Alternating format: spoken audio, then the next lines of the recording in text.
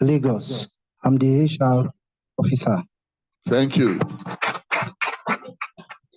Thank you. Good morning, everyone. My name is Nathaniel Omotundun Taiwo. I'm a learning and development specialist with 7 years plus experience.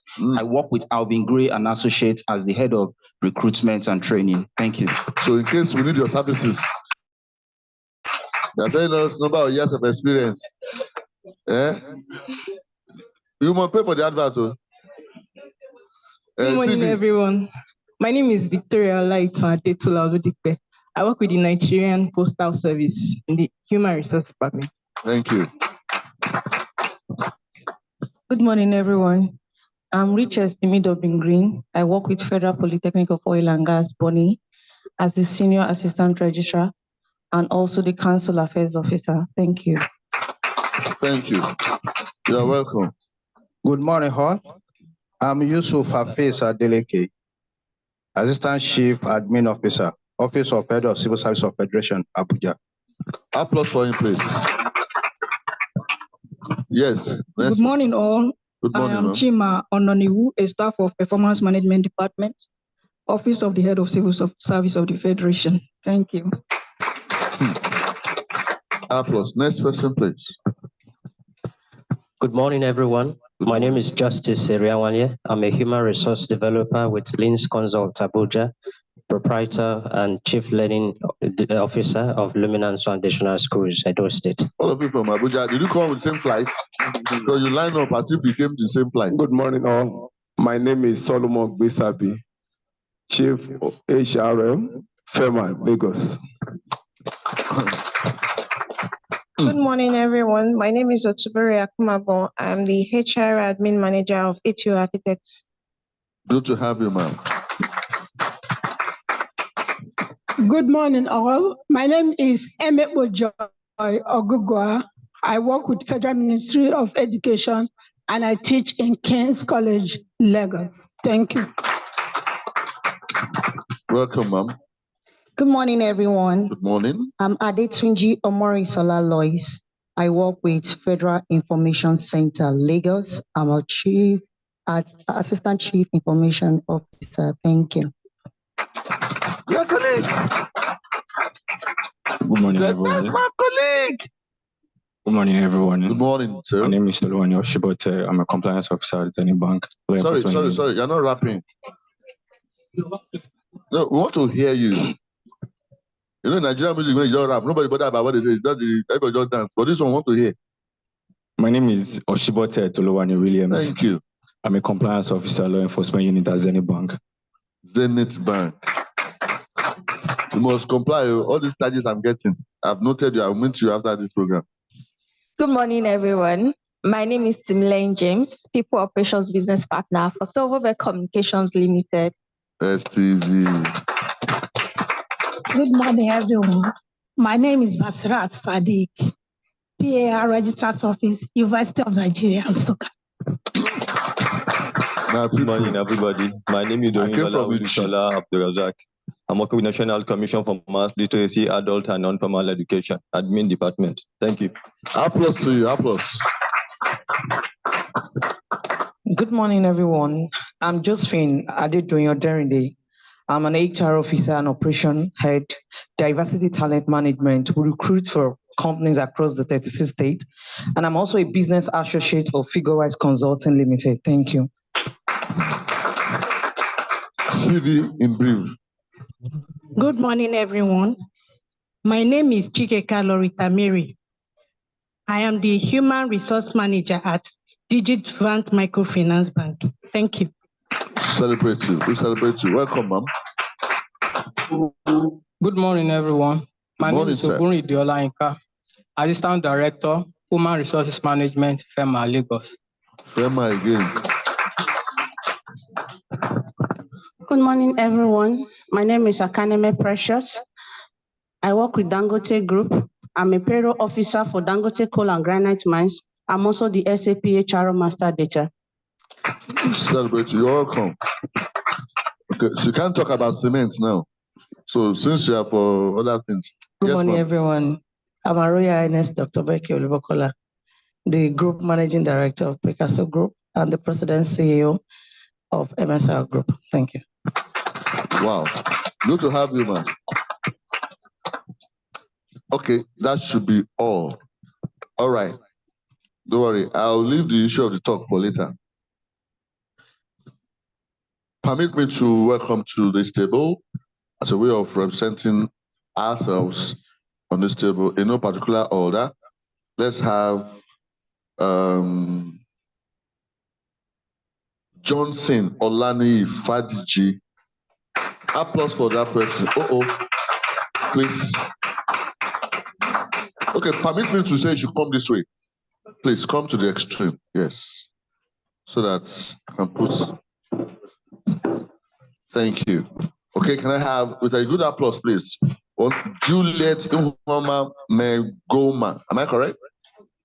What happened? What's happening here?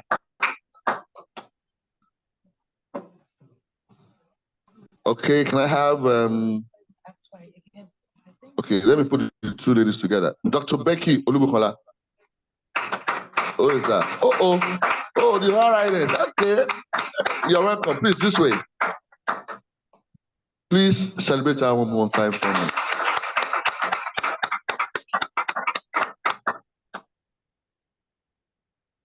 I want her to get here before I do the last one. Celebrate her once again. At least as Her Royal Highness. How do you know? But I heard her when she was talking earlier. All right. I hope you don't have plenty of entourage outside. They have, but it's fine. Okay. They should just endure. You are safe. You are safe here. All right. Please permit me, if you don't mind, can you be all upstanding? So I do this last call. I want to especially welcome to this table somebody that, while we are all important, but by virtue of his personality and the role that he plays, permit me to welcome to this table the president of Chartered Institute of Human Resource Management. The president himself of Chartered Institute of Human Resource Management is here live and direct. Permit me, as I welcome Dr. Samuel Olufemi Omoyele. Celebrate him, please. Celebrate him, please. If you're not clapping, you're not going to be inducted. Even our Royal Highness is clapping because she wants to be inducted. All right, thank you very much for that. Thank you. I appreciate you. May please have your seats. Thank you. May please have your seat. Thank you very much.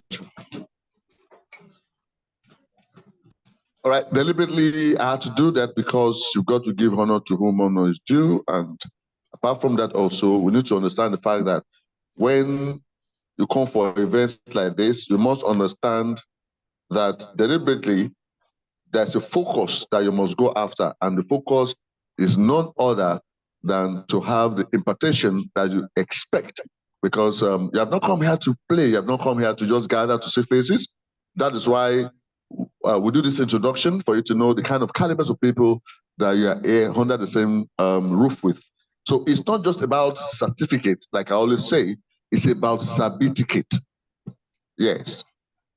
It's not just about certificates, it's about certificate. And I'm sure you understand what I meant by that certificate. It's what to sabi, permit me to use that slang, is what you know. So it's not just about certificate. I know quite a lot of people appreciate certificate. But listen, Nigeria Inclusive is diving towards a no-certificate environment where it has to become, let's test you, you know to do it, we'll give it to you. And we expect that human resource managers, leaders, coordinators, directors, you have come here to add value to yourselves, to understand the fact that what matters to you is the people, because the money can only be made by the people. Money does not make money by itself. Somebody must work it for it to work. If this light is not switched on, this place will remain dark until somebody worked it. So the same thing we're here to let us understand this morning, that we're here for a good time together. Like I said earlier, I know some of you had a time out with the facilitator yesterday when you had your pre-induction program with her. But today we're going to have another good time together with the intention that we're going to have good communication with her wherever she is. But now, before we do that, permit me to do an invite to this microphone for the welcome address. Permit me to applaud the president of the Institute, Dr. Samuel. Good to have you, sir.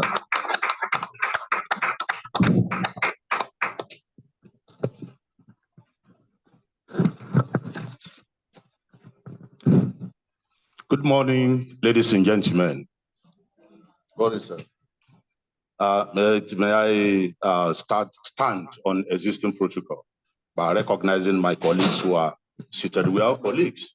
Thank you. I have a very long speech here, but I will summarize. Better. Because this is not the time for everybody's busy. And as human resource experts, we are expected to manage everything that has to do with the resources that are embedded in human being. However, it is a tradition. The Chartered Institute of Human Resource Management has presented and commenced her chartership in the House of Representatives, House Bill number 319/2009. This is a registered trademark of the HRM Professional and Certification Institute. The institute is deeply rooted legally via the registration under the Companies and Allied Matters Act, laws of the Federation of Nigeria, 2004. I am therefore full of gladness in my heart that the activities and induction of the distinguished and eminent individuals here in present has all the elements of legitimacy. Ladies and gentlemen, you are welcome on board. It is a great honor for me to stand before you here today, before directors, assistant directors, to conduct the induction of this institute. We live in a global world, a world that is driven by idea. We live in a world where idea is the main thing, but without the human element, no matter how beautiful the ideas are, the human factor is very critical. The most important, the most complex, the most unpredictable, and the sweetest of all the resources you have in any organization is the human element, the human resource. There has been this debate over whether it should be human resources or human capital or human accounting. Whatever balance you find yourself, the most important thing is that you are dealing with the human part of the organization here. Ladies and gentlemen, we are all privileged to be here today, not because we have degrees that are better than what other people or people in other fields are parading, but because we are determined to get to the root. And as the president of this institute, I want to tell you here today that we cannot do it alone. We need every member of the institute on board. And this is supposed to be an opening remark, but I'll chip in one or two words. By the grace of God, any moment from now, the chapters in the different parts of the Federation will be inaugurated.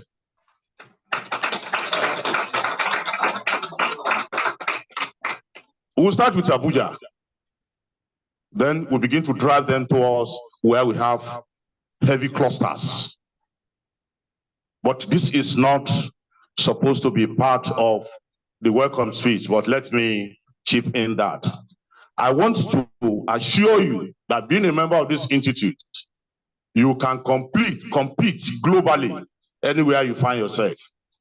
For being a member of this institute, you are a brand manager of the human aspect of the organization. Do not see yourself as someone who is a second-class citizen in the practice of human resource management. Ladies and gentlemen, on behalf of the Governing Council of the Institute, I declare this induction open. Thank you. Enjoy yourself. All right. Once again, help me celebrate my president once again, please, with a good applause.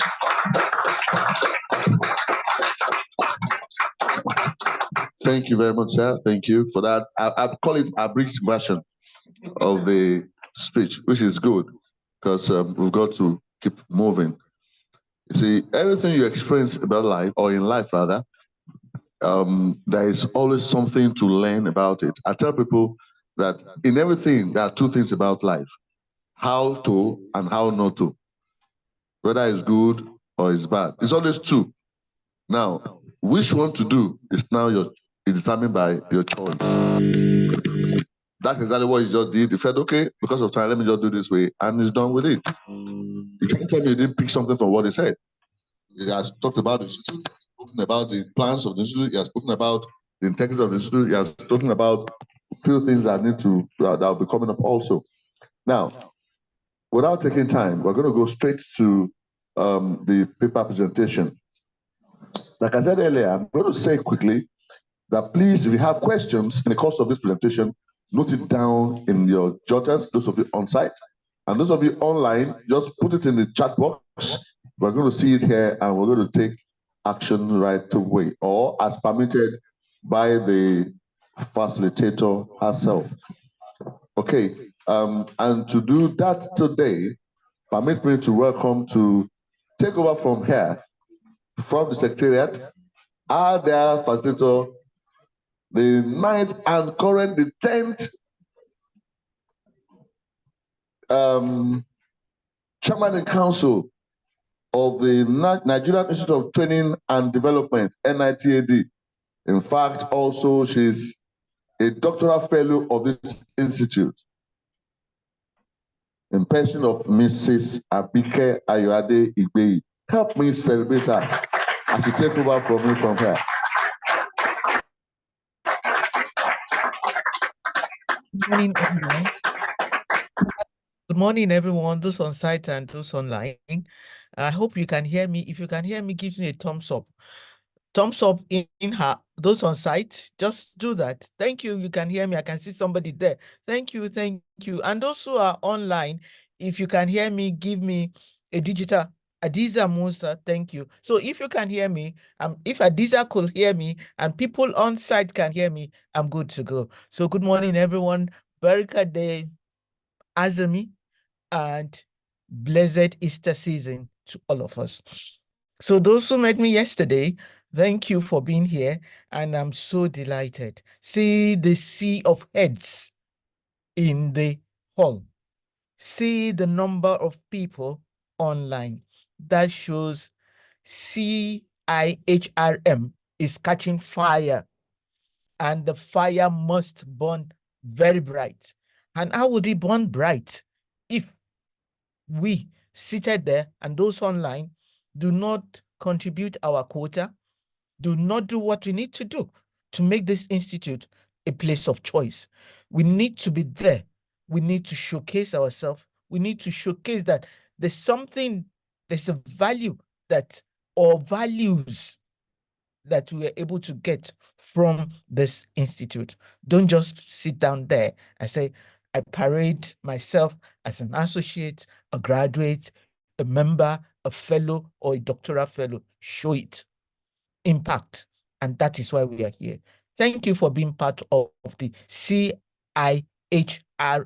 family. God bless us all. So I'm going to start sharing my slides so that we enjoy ourselves like we did yesterday night, where we separated the boys from the men.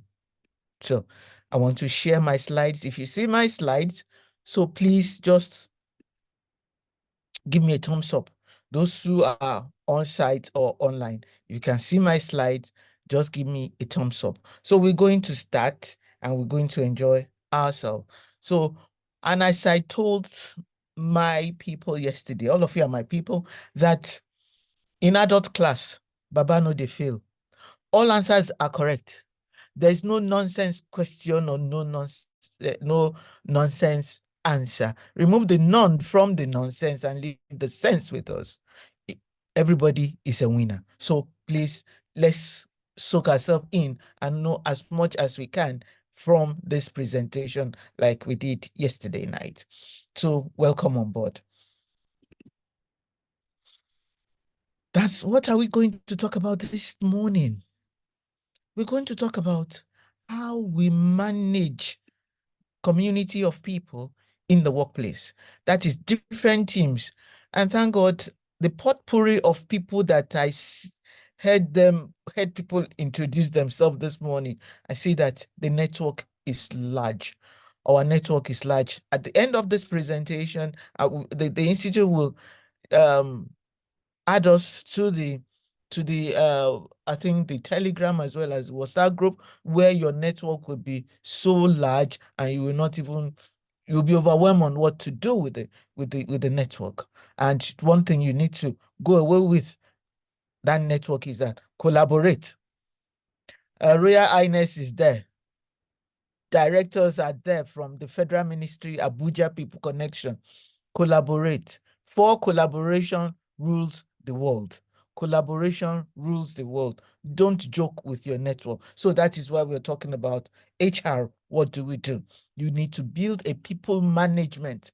It could be, call it human resource. What I love about what the president said was that, my president said was that, the human being has so much resources in us. So if you want to say the human resources, not, we are not the resource, it is that resources that we bring to bear wherever we find ourselves. That is why maybe they quickly concluded that it's human resource, human capital, human management, whatever it is, whatever resources that you have inside of you, use it to build a team, a people management community, that community in the workplace. And you will just sit down and results will start coming in, because people judge you by the results and you cannot just sit down there. And if there's no result, forget it. So on a lighter note, the immediate vice president shook my hand in 2017. And since that time, I've not washed his hand. So I throw the anointing, catch it. You may be the next person shaking the hands of the current vice president or the president himself. So catch the anointing. So let's move on. What do we want to do this morning? We are talking about building a people management community in the workplace. And let's open the box, open the agenda. We talk about definitions of personnel managers, human resource management professionals, and human resource management consultant.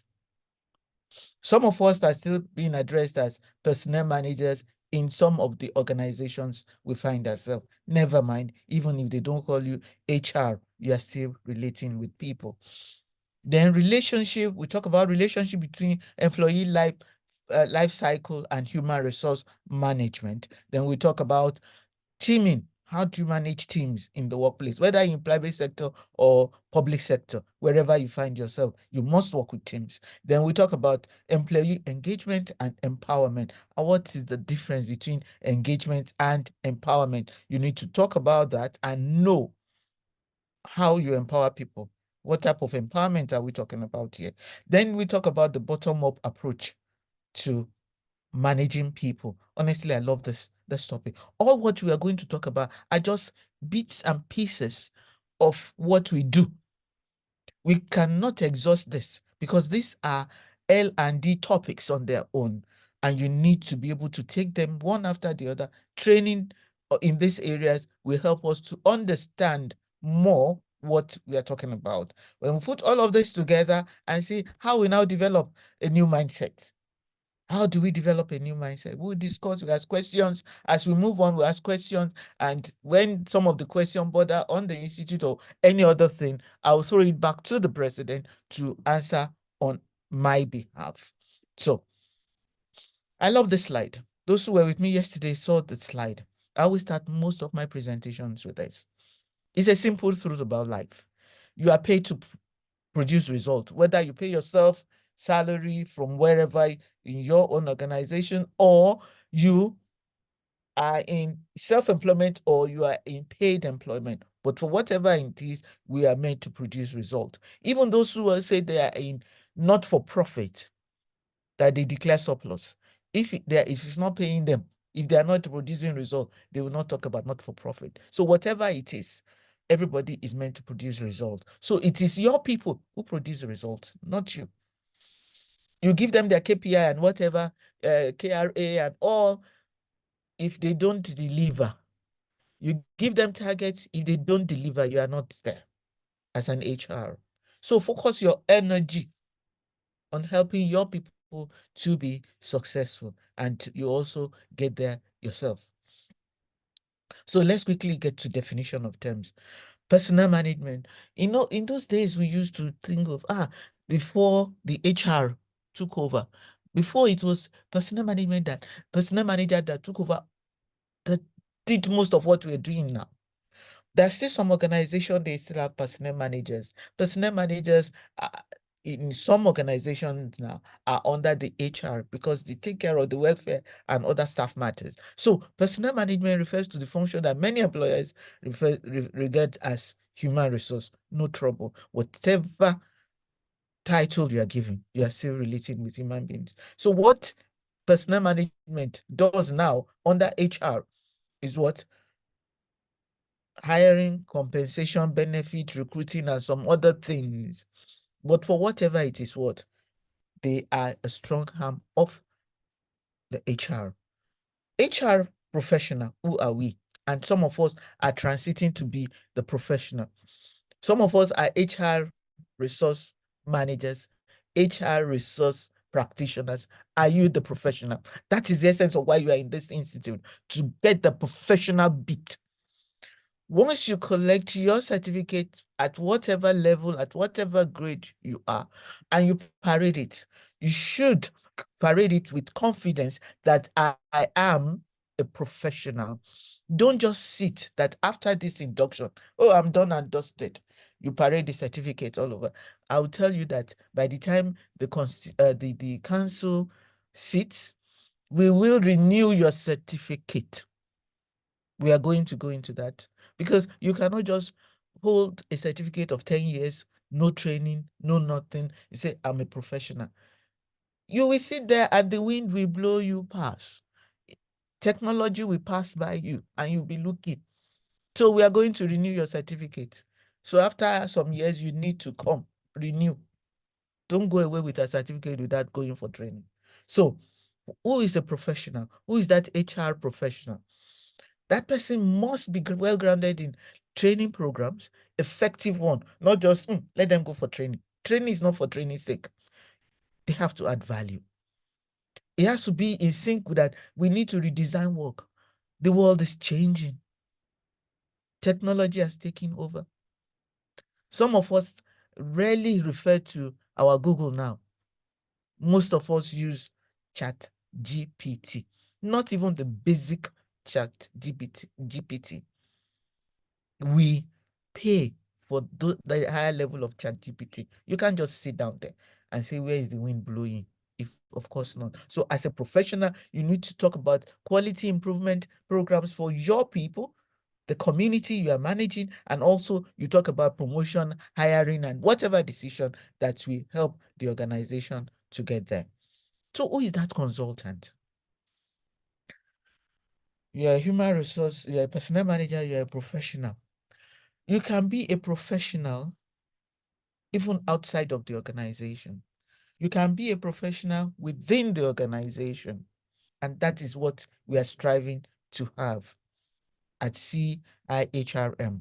But who is that consultant? That consultant is already a professional, but he or she stands herself out there and say, okay, I am going to improve the HR of that organization. And in most cases, what consultants do, we always have somebody in-house. And when you don't have anybody in-house, maybe your pedigree or maybe whatever you have given the organization has spoken for itself that you are the person they need. So that consultant, HRM consultant, is outside of the organization. What is he expected to do? But first and foremost, he must be a professional. Not just a practitioner, a professional that is what being called one. So what does he do as a consultant? He leaves the organization more efficient and more productive than he met it. That the HR department of that organization will carry on when he has gone. So he addresses specific issues, not just good. Not that he goes there and does generic and whatever. It must be specific to that organization. And that is the error that some of us L&D professionals or consultants do. Generic. And by the time you leave, nothing has changed. Next time you put in your paper, they just say, put that paper aside. Or the HR manager, whoever that invited you, say, tell that person I'm not around. Because you left them, not worse than you met them. You did not improve their lot. But and even the native people always say that those who are traditional worshippers, some of us don't know some of them because we grew up in Christian or Muslim traditional worshippers, we say, this juju, I've been worshiping you for the number of years. I've been doing whatever. My lot has not increased. If you will not increase my lot, leave me as you met me. Okay, so as a consultant, you must be specific. You must change their lot for the better. Okay, and that is why let me give you this for free. As a consultant, you also need to be in sync with some training or L&D areas, and that is what we call TNA or needs assessment. It's not everything that will end up in training. Some will end up in re-engineering, reconstruction, or whatever. But you need to start with needs assessment. Whoever invited you to come and bid and you won, please always do needs assessment. They might not have been able to get the cocoa of the matter, but you go and deploy training and the thing has not changed. You are not a good HR person. So that is why L&D and HR should be together. Don't say, oh, I don't need L&D. All I have to do is just, I can recruit and whatever. I always say that HR consultant or HRM is the mechanic. L&D, no, sorry, HRM is the vehicle. L&D is the mechanic. HRM, you bring everybody on board, everybody come inside. And when there is issue, you send them to L&D to correct. So what we need to do is that as consultant, you do a complete overhaul of the human management in the organization of human capital. You advise the organization on a wide range of issues that affect the workforce. Then you create a human resource model that will fit for purpose for that organization. If not, you are not there. So what we need to do is that start with TNA and you will get there, you proceed, you graduate. Most times, we always say in L&D that give them time frame that and the percentage of what you feel will have been corrected when you leave. Some of us, because we succeeded with Dangote, I know Dangote is in there, Dangote truck drivers, and you were invited by a blue chip organization to come and train their drivers. You carry Dangote, they said I did very well. Oh, those drivers did very well. But you're not talking of people who see themselves as pilots because they are not driving motor. They believe they're driving the jet. So you now take that of haulage tanker drivers or truck drivers and take it to that organization. You will not succeed. So please, let's do TNA and we get there. So let's quickly look at the holistic view of HR. Some of us know, some of these are the basic ones that you always have, and some do not have some of this. Whatever you feel is peculiar to you, you will see it here, and some may see that, oh, some are not even here for me, like L&D is not here. Some L&D is subsumed in admin in some other places. Personnel management is also in admin in some places. So the HRM is the big ball, the biggest of the ball in there, and we see salaries and wages, we see SHIS, we see ILR, and the 4 Ps and S. The acronyms are broken down. So the 4 Ps and S is personnel, policy, promotion, performance management, and strategy. Remember, HR is part of the boardroom. HR is part of the boardroom. Whether you see you as director or whatever, but once you are head of HR, you are part of the boardroom. Nothing can be done without you. When the policies are formulated in the boardroom, they give them to you and say, HR, go and see how this can be brought to light. So when HR is facing the management, you are backing the workforce. When you are facing the workforce, you are backing management. So whichever way we find ourselves, we are the middle belt in order to manage the people. The ILR is industrial and labor relation. When they say, we no go agree or we no go agree, they say, go and call HR. You'll be the one to go and chase the bullet. So SHIS is what? Safety, health, environment, and security. In this era of kidnapping and security, safety, and whatever, what do we do? If anything happens to any of our staff in the course of his or her journey to the north or to any part of the country, it's HR they will call first. How are you managing the people? Is it wise to say, that staff is not entitled to go by air, and you know that whatever is carrying or whatever is going to do will be to the advantage of the organization? They say, no, you cannot do it. How should you go by air? Maybe it's better to pay 50 million than for him to go by air to 200,000. Somebody asked us before that say, if the person is not entitled to. I'll give you a story. When I was in service, there was this colleague of ours. They said he wasn't entitled by the handbook or staff, whatever, to go by air. He went by road. Unfortunately, that guy died. And when his corpse was being conveyed from the north to Lagos, it came by air. See the irony of life. See, it's not that death will not meet someone wherever it will meet the person, but for goodness sake, if you had paid him or given him by ticket to travel by air, he would not have died. Maybe, maybe not. Okay, but he died. You didn't give him air ticket, and you brought his corpse back. I felt bad that day. So, L&D, learning and development, training, learning and development is also part of HR. As I said, HR is the vehicle, L&D is the mechanic. Everybody come inside. When there's problem, what do? You send the person for mentoring, you send the person for coaching, you send the person for counseling or whatever. Oh, maybe attitudinal training.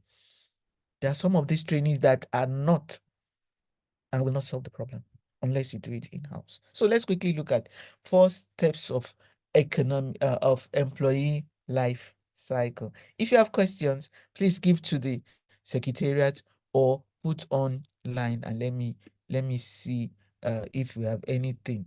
So let me quickly run through. Let me run through if you have any questions. No question. HR is the vehicle. Yes. Yes. The soft copy will always be sent to you. Yes. HR is the engine room, the heartbeat of the organization. They manage the people, no problem. But when the engine breaks down, who fixes it?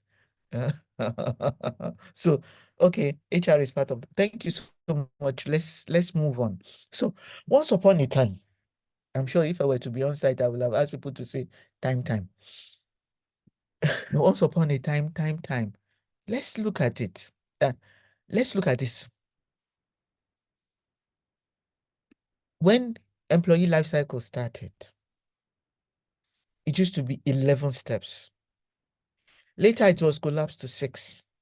But now, it's a 4-step employee life cycle so that we can quickly get to understand, get the meat off the bone. So now the first step is hire, and it consists of everything that you want to do, bringing the person on board before the interview and getting the person for the interview and everything.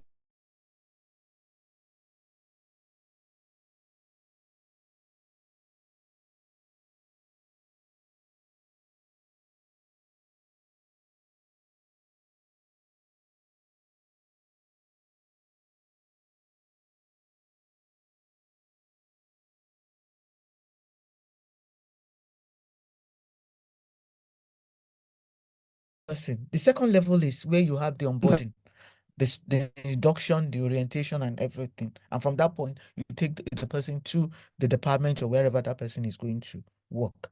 So here, everything, the journey just come is here. So you need to inspire that person.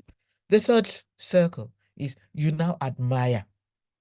You see this, it sounds as if we are reciting poem. Hire, inspire, admire, then retire. So sounds melodious. You now admire the staff that's been working for us. Here you get feedback. The person has got some performance management issues, everything. You need to manage the person. And that is why those good old days HR managers said, let's introduce employee of the month, employee of the year, to show that we admire you, to show that we need you, to show that you are a person of value to those our community of people that we are managing in the workplace. Admire them. Then we now talk of retire. People talk of jackpot nowadays. Retire is not 35 years in service. Retire is not 60 years of age. The millennia, the Gen Zs, the Alpha generation, and all of them that came after the baby boomers, they look at it and say, the only way up is out. How is that? We all came in as maybe assistant managers, but me, I'm eyeing manager. Stay here for 35 years. Am I crazy? No, I'm not mad. I will leave before then. So some of them, 5 years, 2 years, they move. And I said, the English people have a saying that says, Rolling Stone, gather no moss. They say, leave that one. Wherever I find myself, I'll be gathering moss. I said, you can't gather moss as you move. But for whatever it is, the new generation of the workforce after the baby boomers, what did they do? 2 years, 5 years, they are out. The only way up is out. So they go out and they surface somewhere. When you are hearing about that, your colleague is already a manager somewhere, and you are still here, deputy manager, assistant manager. So this is what we call retire. They retire. Retire could also be japa from your organization. As HR, what are you doing in the course of these 4 areas of employee life cycle, so that they will not japa early on you, they will not retire early on you, they will see themselves as part of the organization, as part of the success story of that organization. Watch it, HR. When they are leaving, we should always give them the exit interview so that we know what is wrong with us in-house. Why is this person leaving early? It could be for personal reason. It could be that it is that HR. When I leave, let them join my salary to his own. I will leave him there, and he will hear how good I'll become. So these are some of the things that we need to. And that is why I always advise that in the good old days, do you know what we used to have? We used to have suggestion box where those who write whatever are faceless. They will tell you whatever, and let's still use that, because the email, the technology has taken over. If I send an email, my address is there, my name is there. Even if I say gentility or gentle girl, gentle mama, you will still know that I sent it. Somehow, whatever it is, we can still adopt that. Let them tell us some of these things before they exit the organization. Then this slide. I have issues when people talk about career path. It's not that you cannot draw a career path for your staff, because we are talking of employee career. Some people got to our organization because they felt, man, no die, man, no rotting. Nigeria, there is no job. I will hide my first degree. I'll go in and take a job with my HND or school set. But by the time they now realize that, honestly, I'm just wasting my time here. What can I do? And this individual, you just, oh, this man is so good in admin, and we are leaving him there. So you now plan a career for him and say, okay, you will go to that training program. We are looking at you as our future admin manager. And he will look at it from school set. When will I become? I'm not going to kill the people ahead of me. So what do you do as HR? What is it that you expect from that person? That life cycle is still there. When you admire the person or inspire the person, what do you do? Give them what you call constant productivity assessment instead of talking about career path. It's not that we are going to change the policy here and now. Productivity assessment. Why I say that is that some of us wait till the upper annual performance appraisal. The deed is done. Then you're now appraising me after 1 year. So that means you put me in your belly, as people always say. No. Annual performance appraisal should be taken over by, if it is quarterly, if it is by annual, we need to be able to do that. Don't wait till end of the year. Those of us that are in public service, please, let's go away with this. Career path, as well as managing the upper. It doesn't have to be once a year. Once a year. The person has forgotten now. So once, if it is twice a year or 3 times or 4 times a year, let them know they are being watched. That is why it's better called performance management, not appraising what you've done. Performance management, the managing the community of people in the workplace. So as HR, what do you expect from them? It's not enough to give them the key performance indicator or key results area. Manage them. Don't plan a career for them without their knowledge, without them agreeing to it. And that is why I always say this. What is this thing that late MKO Abiola said when he went to United Nations? He was one of those Nigerians that went there and gave them a proverb. You know, Yoruba people are full of proverbs. He said, "You cannot shave my hair without me being there." So me, I now added that even if I'm there, if I don't agree to it, if I start doing my hair like this, you'll not be able to give me a good haircut. So we need to be, when we are talking of career path, if you don't want to throw it away, get the staff to know.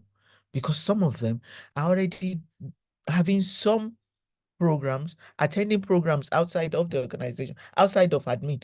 One day they will just have the ACCA and whatever ICANN and everything. And that's so we are planning you for to take over in future as admin. You say, admin has never been my dream. I want to be an accountant, and you are planning a career for him. So get them involved. Even if you have to now think of what happened during when I was in service, when they gave some people amnesty to say, okay, if you have any certificate apart from what you are in the organization for, bring them and let's see whether we can use them instead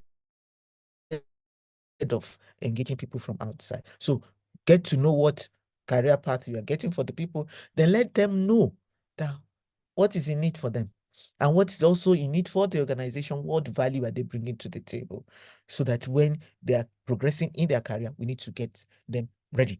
So one thing that we need to do as HR is that we need to be in sync with L&D. Don't see L&D as a rival or a competitor in the organization.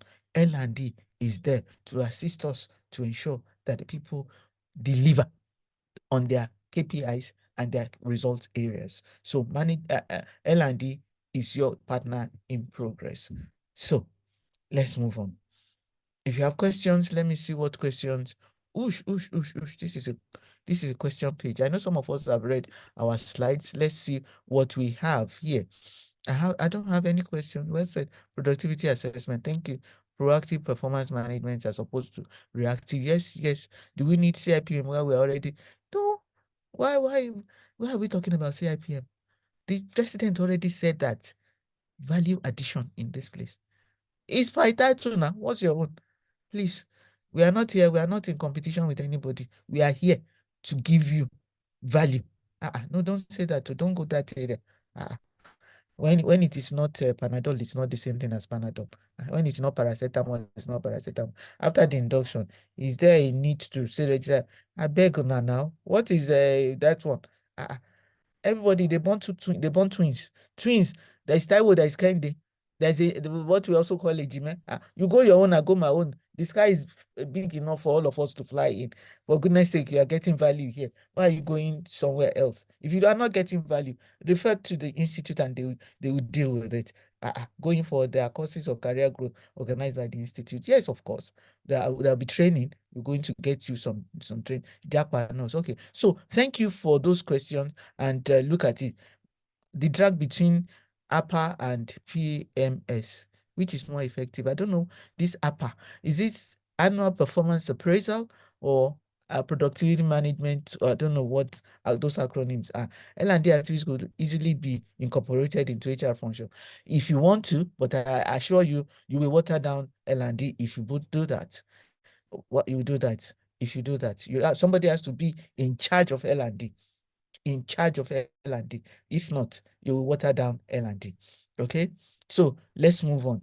So now I want us, those who are online now, this question is for you. What do you understand by teaming? Put in the chat box. Your time starts now. Those who are on site, you are going to get your own question later, but those who are online, your time starts now. What do you understand by team or team working or teaming? Anything teaming, please. Let's quickly, your time starts now, and I'll give the first people working together. Fine. Here somebody said L&D is a training, is a unit in its organization. At least some people are in charge of training. Collaboration, common goal, sorry. Team together, we achieve more. Fantastic. One more person, then I stop. Collaboration, synergizing. Fantastic. All correct. All correct. Those who are online, thank you for that. Thank you for that. Working together. Now, so what is teaming and team working? Why do we need to form teams? These are community of people in the workplace. Community. So what a team can be defined as a number of people who share common identity, work together, common objective and goals. We are all in this together. We swim together. We ride the tiger together, but we not end in the belly of the tiger. So all of us are in this together. So common goal, common identity, and we're not giving ourselves, do this, that shall do this, that shall do that. No, we work to complement one another. We are not in competition. If you want to put competition in there, it's just to energize people. Say, let's see who does this. Who will do this first? Not because we want one person to outshine the other. No. That's why I'm going to finish this slide with a story. Once upon a time again, there was this group of workers. They were told that where we are standing now, in 2 hours, you can dig a trench to the sea. They didn't tell them which direction the sea is, but all of us together, we dig a trench to the sea. And the team lead said, oh, thank you. And whoever told them left. So the team lead said, I can smell the sea to the left. Oh yeah, start digging to the left. They dug and dug over 4 hours. They were not there. Somebody among the team members just said, saw a tree nearby. I said, he climbed the tree. Lo and behold, he saw the sea or the river to the right. He said, stop. I said, what's wrong? How can you tell us to stop? He said, the sea or the river is to the right. With the little energy left in them, under 1 hour, they were able to get to the sea. So you see, when you are the HR, and there's some things that are not within your control, There's what we call circle of control or circle of influence. If you can see that this thing is out of your control, you don't have control of it, let somebody else take charge. Give it to him. As we said yesterday, we are all amoeba. Everybody has his own good area. And we are going to talk about that later on. So you see, give it to them. At that point in time, that person is the leader. Whether you see him as, oh, he's not going to usurp your power. He's using the extra sense to get us to where we want. And that is the objective. So that basically the two types of teams, the functional team and the cross-functional team. The functional teams are those ones that all of us are in the same business, doing the same thing, accounting, engineering, warehousing, and all. Okay, the same team doing the same thing. But the second type of teams that we have is the cross-functional team, where all the teams come together to achieve a common purpose. One team doing the same thing to achieve a common purpose. All the teams coming together to achieve a common purpose. And that is what we're engineering, HR, like what we have in the boardroom. All the heads of department in the boardroom. The boardroom or the council is made up of team heads who are helping us to achieve one common goal, what the organization stands for. So basically two teams, functional and cross-functional. So inside of them, you now see units or whatever, no, but please just know that there are just two teams. There are just two types of teams in the organization. Whoosh, whoosh, whoosh, whoosh, whoosh, whoosh, whoosh. Question time for those who are on site. What is it to be team able? Your time starts now. Those who are on site, quickly pass your answer to the secretariat and they will send it to the chat. Collaborative. Oh, what is it what do you understand by team able? Team able. When you say you are team able, effective delegation come together. Okay, when you say you are team able, do you have anything from them on site? The power of teamwork, yeah. Okay, when you are team able, what do you understand by that? Those who are on site. Those who are on site, what do you understand by being team able? Team able. Any answer from there? Send it to the secretary. Yes, please. Can you? Yeah, if you are a team able, that means you are a functional team member. You are participating in the team, not a dummy.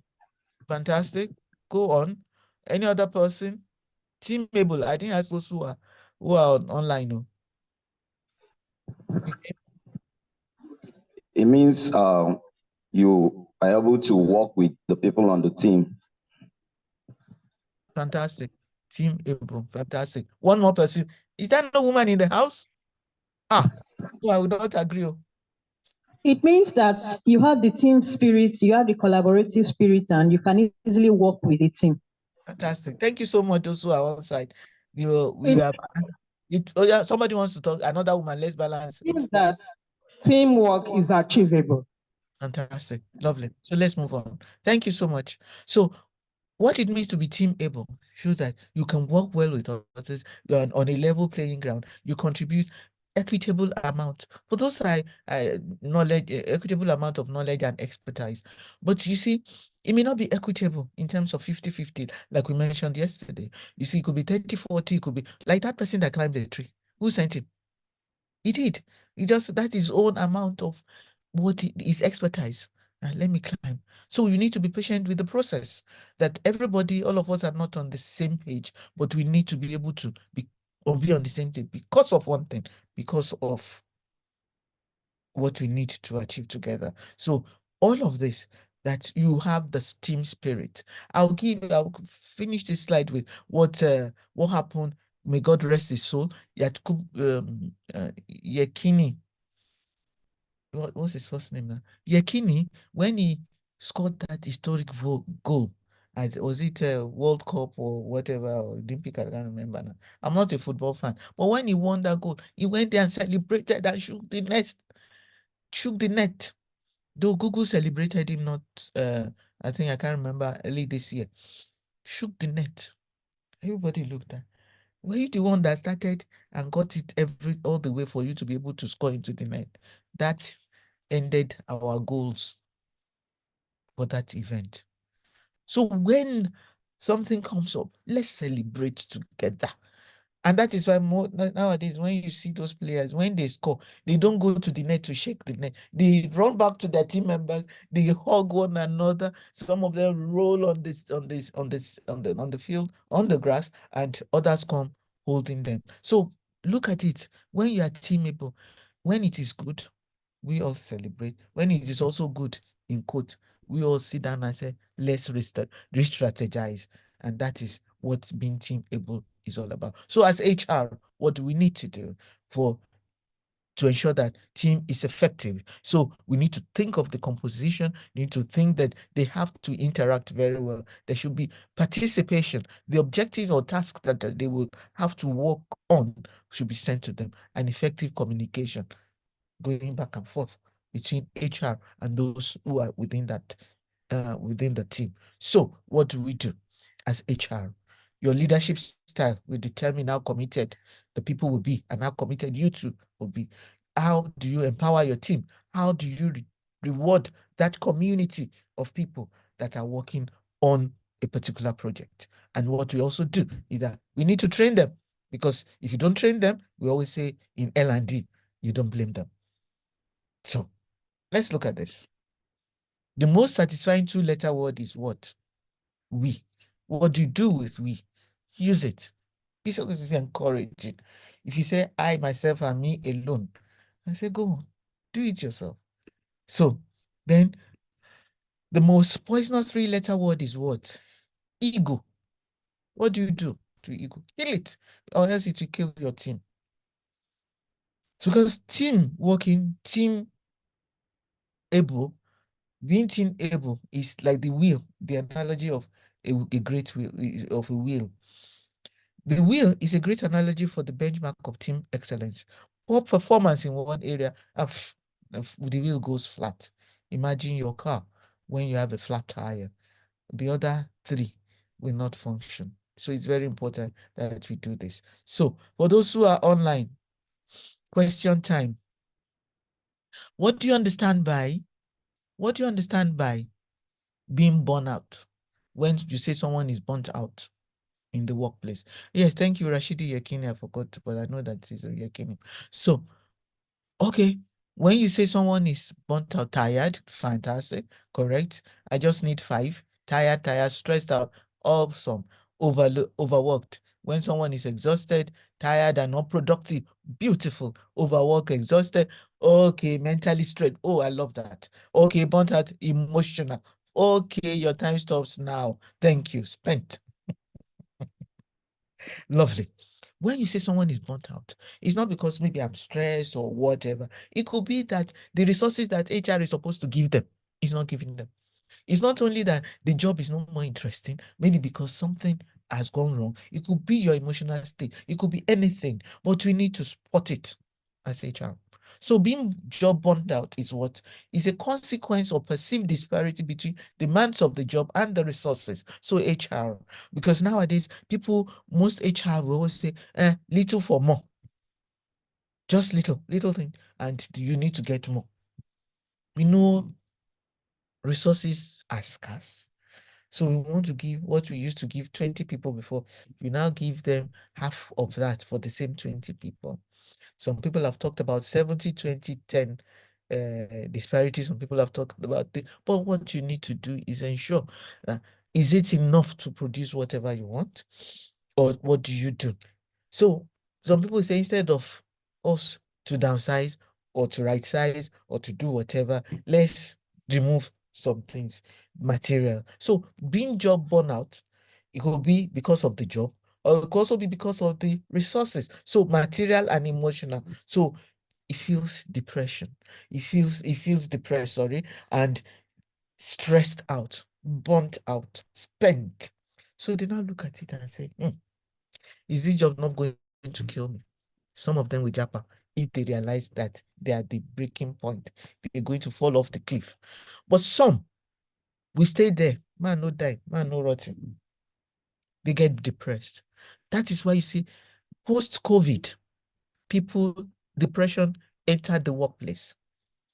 No matter the person's position, anybody can get depressed.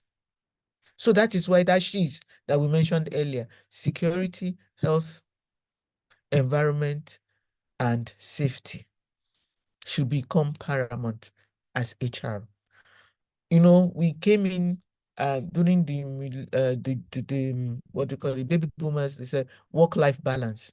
It has gone beyond that now. Mental health is something that we need to manage. Depression has come into the workplace. No matter what the person is earning, he can get depressed. So now let's quickly look at this. What do we understand by employee engagement and employee empowerment? I'm not going to ask any question here so that we can run fast. Employee empowerment. Empowerment and engagement stem from those who remember management by objective. Management by objective. In those days, it was delegation. So delegation of old has now got two legs: empowerment and engagement. So empowerment is when you invest people with authority, like we used to do in what do you call it? Delegation. Okay, you invest people with authority, and now you now give them a certain degree of power that they can manage to serve their customer, whether internal or external, then work-related matters. But one thing we need to know about empowerment is that don't empower someone with authority and power if you cannot deliver, or else you will be committing an error that is known in management as Peter principle. And what is Peter principle? Peter principle is that the boy is good, the boy is good. The boy is good as a supervisor, and you did not train him, you did not give him any development, and you promoted him to a higher level of responsibility, and he cannot deliver. So what do? You promoted him beyond his capability. You are making a jest of him because he cannot do beyond that. So what do? You send him for a training on reskill him or upskill him, or upskill him for him to be able to perform at that level. Maybe what he needs is leadership training, or new managers or training, or whatever. I can't remember the title of that program anymore, but new managers training, because you are moving him from among his peers and giving him a higher responsibility, and those his peers are still there. And say, come, when did you start geography that we are talking history? Or when did you start history that we are talking geography? This man that all of us were together is the one that will be my boss now. They would throw spanner in his wheel of progress. So we need to know so that we don't promote somebody beyond his capability. So now let's talk about employee engagement. Employee engagement is being emotionally attached to the organization. They see themselves as part of the success of this organization. This organization must not go under. So they become connected. They become connected and enthusiastic about the job. People will tell them, what are you doing in this? They say, honestly, I don't know. I just feel I'm part of it. They say, how much are they paying? Won't you move? I've seen people like that. They say, because of this organization, I'm not going anywhere. I've been offered. I have somebody very, very close to me. He was offered something fantastic. He said, madam, I will stay here. I said, what? He said, I'll stay here. He said, one, I'll have to consider my health. I have to consider whatever they are paying me. Will I be using it to pay hospital bill? I don't want to get job burnt out. So it becomes fully engaged, and we need to get people. And how do we do this? To be fully engaged so that we'll be able to empower them to produce a higher level of responsibility. But what do we do for the success of the organization as HR? So look at it. So I want to ask a question. For those who are on site, employee engagement or empowerment, is it good or bad? Your time starts now. I want one person on site. Okay, one person on site, a male and a female, because I believe in diversity. Is employee engagement and empowerment good or bad? If a man speaks that is good, the female should say it is bad. If you know you are not going to say good or bad or whatever, or okay, let's have three. Then somebody that will stand in between, and you have to tell us Chorus answer says good. Chorus answer good. Good. Okay. There's nobody that says it's bad. The person is on site, online. The person that says bad. The person that says that it's bad. Let's see. It's not on site. Maybe the person is online. Somebody that says it is good and bad. Dr. Jiro said it's good and bad. So let's see. Is there anybody that says it's bad? Okay, nobody is saying it's bad. Okay. Okay. So we want to then somebody says it's good and bad. Let's see. Is there anybody that says it's good and bad online on site? Yeah, the person is not here yet. He's not. Okay. Can I get Benedict Osio2? She says Benedict says Obaide says both are good and bad. Can you quickly unmute Benedict if you can? I hope you are in a place you can talk and you would not. Somebody says it's bad. We are going to take Kole Doye Kehinde Olukayode. He says it's bad. He's on site. He's online. So let's quickly take Benedict. You said it is good and bad. Both. Both are good. That's it. No. No, Benedict, we are not taking you. I wanted to see. It's Dr. Jiro that says it is good and bad. And I don't know whether she's in a place good and bad. If not, she will. If not, if she's in a place that she can talk, yes. But someone says no audio. It's not me.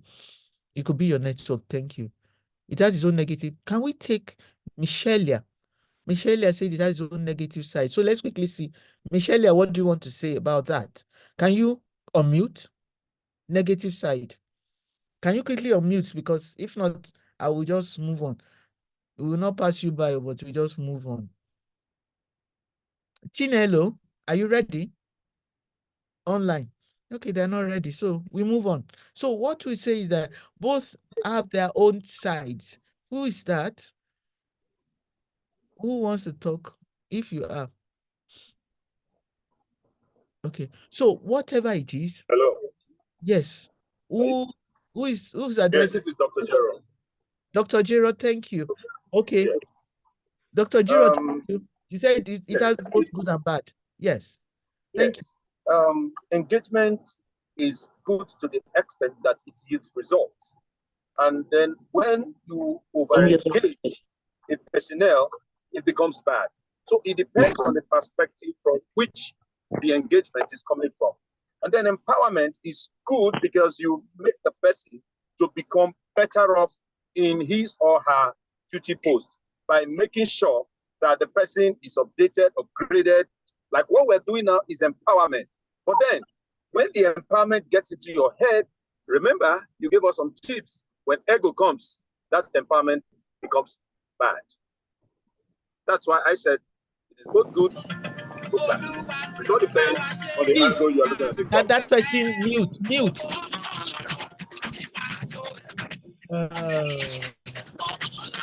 Secretariat, mute everybody. Secretariat, mute everybody. Secretariat, mute everybody, please.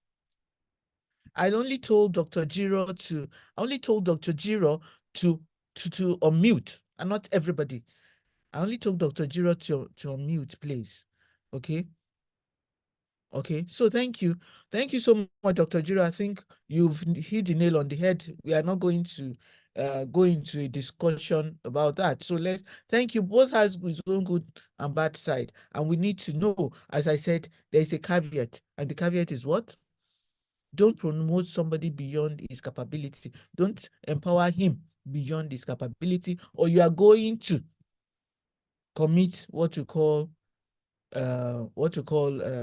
Peter principle. Okay, so thank you so much. Let's move on. So as HR, we need to look at it. What are we doing? Are you that type of person, like we mentioned yesterday? Are you the bottleneck, or you are the neck of the bottle? Are you putting people on edge, or you are putting them at peace? These rocks are from Plateau State. When you are entering Plateau from Abuja, the one on the left, you feel that you want to go there and push it. The Riom rock. But you can't. They've been there forever. Or you put people at peace like the Sherry Hills rock. When they know, when people come to you, they see that, oh, you are the last bus stop. Nobody will stop will give me the answer that I want except you. So give them the opportunity. Like what the president once said, he said, let them breathe. And remember to breathe yourself. Let people breathe. So as HR, how do you manage talent in the workplace? A part of our job, as part of what you said before, was the 4 life cycle. You attract them. Yes, you develop them. But the most important thing is not only to develop them. You need to do what? You need to be able to do what this